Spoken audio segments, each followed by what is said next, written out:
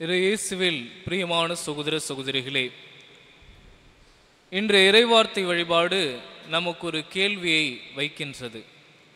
நீங்கள் சூழ்நிலை கைதிகளா அல்லது சாதனை கிறிஸ்தவர்களா என்ற கேள்வியை நம்மிடம் கேட்கிறது இன்றைய இறைவார்த்தை வழிபாடு. அன்புக்குரியவர்களே, சூழ்நிலை நம்மீது ஒரு மிகப்பெரிய தாக்கத்தை கொண்டிருக்கிறது, ஒரு கட்டுப்பாட்டை கொண்டிருக்கிறது. உளவியலாளர்கள் சொல்வார்கள், நிறைய நேரங்களில் நம்முடைய நடத்தை, நம்முடைய செயல்பாடுகள் அனைத்துமே நம் சூழ்நிலை நமக்கு கொடுத்ததுதான் என்று சொல்வார்கள். எனவே சூழ்நிலை இப்படிப்பட்டதாக இருக்கின்ற பொழுது கிறிஸ்துவுடைய நம்முடைய அழைப்பு எப்படி இருக்கிறது என்றால், சூழ்நிலைகள் அனைத்தையும் தாண்டிய ஒரு வாழ்வு வாழ அழைக்கப்படுகின்றோம் நாம். அன்றைய முதல் வாசகத்திலே கேட்டதைப் போல ரெகபோவாம் அவனை தவறாக நடக்க செய்வது எது? இப்பொழுதுள்ள நிலை நீடித்தால் அரசு தாவீதின் வீட்டுக்கே திரும்பி சென்றுவிடும்.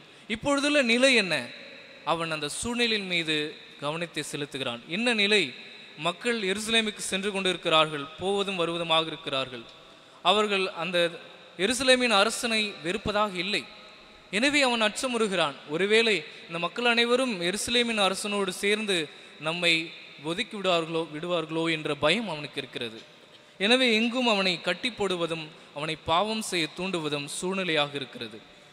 ஆனால் இன்றைய நற்செய்தி வாசகத்திலே பார்க்கின்ற பொழுது ஆண்டவர் இயேசு சூழ்நிலைகள் அனைத்தையுமே தாண்டி மக்களுக்கு நன்மை செய்கிறார். அவரை நம்பி வந்தவர்களுக்கு உணவளிக்கிறார். அவரை நம்பி வந்தவர்கள் மீது பரிவு கொண்டு அவர்கள் மகிழ்ச்சி அடை செய்கிறார் ஆண்டவர் இயேசு. எனவே அன்புக்குரியவர்களே, அவருக்கு அந்த சூழ்நிலை தாண்டிய வெற்றியை கொடுத்தது எது என்று கேட்டால், அவர் கடவுளின் சூழ்நிலையில் இருந்தார்.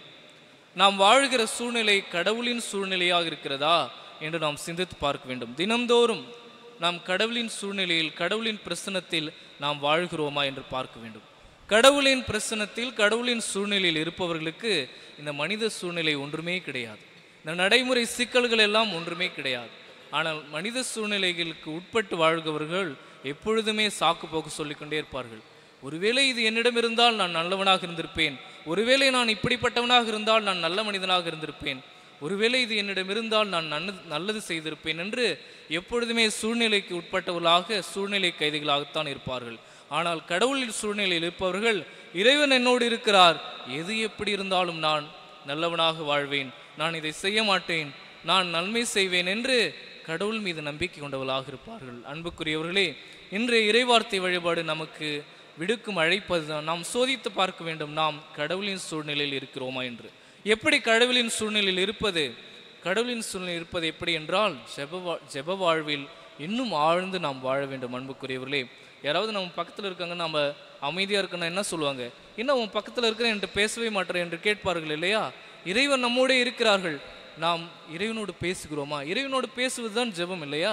இறைவனோடு பேசுகிறோமா? ஒரு 24 மணி நேரத்தில் நாம் இறைவனோடு எவ்வளவு நேரம் பேசுகிறோம் என்று நாம் சிந்தித்து பார்க்க வேண்டும். இந்த 3/4 மணி நேரம் மட்டும்தானா? திருப்பலி மட்டும்தானா? இந்த மற்ற நேரங்களில் நான் இறைவனோடு பேசுகிறேனா என்று நான் சிந்தித்து பார்க்க வேண்டும். எனவே இறைவனோடு பேசி, இறைவனோடு ஜெபத்தில் உறவாடி, இறை சூழ்நிலையில் நாம் இருக்கின்ற பொழுது நாமும் சாதனை கிறிஸ்துவலாக வாழ முடியும். எந்த மனித சூழ்நிலையும் நம்மை தொந்தரவு செய்யாது. அன்னைமருடைய வாழ்விலும் பாருங்கள், இறைமகன் இயேசுவை வயிற்றில் சுமந்து கொண்டிருக்கிறார், அவர் இறை சூழ்நிலையில் இருக்கிறார். எனவே அவர் என்ன செய்கிறார்? ஒரு பெண் கர்ப்பமாக இருக்கிறார் என்ற சூழ்நிலையும் தாண்டி தன்னுடைய உறவினரான எலிசபெத்துக்கு உதவுவதற்காக பயணமாகி மலைநாட்டிற்கு செல்கிறார். பாருங்கள், அன்னை மரியா சாதனை கிறிஸ்துவராக அவருடைய வாழ்வில் இருக்கிறார்.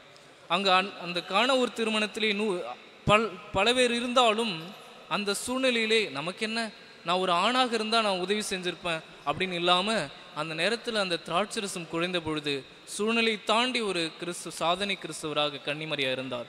ஏனென்றால் இறைவன் அவரோடு இருந்தார், அவர் இறை சூழ்நிலையில் இருந்தார். எனவே நாம் இன்று நமது பள்ளியின் விழாவை கொண்டாடி கொண்டிருக்கிறோம். அன்னை மரியாவுடைய பெயரை தாங்கியிருக்கூடிய இந்த பள்ளியுடைய வேலையும் பணியும் அதுதான்.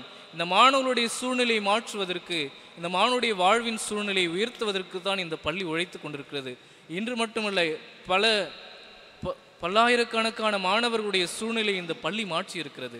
அதற்காக இந்த ஆசிரியர்களும் தாளாளர் தந்தையர்களும் உழைத்து கொண்டிருக்கிறார்கள். எனவே நாம் இந்த பாடத்தை நம் வாழ்வில் எடுத்துக்கொண்டு மனித சூழ்நிலைக்கு நாம் கைதிகளாக மாறிவிடாமல் இறை சூழ்நிலையில் நின்று இந்த வாழ்வை நாம் வெற்றியாக நல்ல வாழ்வாக வாழ முயற்சி செய்ய வேண்டும். அதற்கான அருளை இந்த இறை சூழ்நிலையிலே நம்மிடம் எழுந்து வருகின்ற இயேசு கிறிஸ்துவிடம் நாம் வேண்டி ஜெபிப்போம்.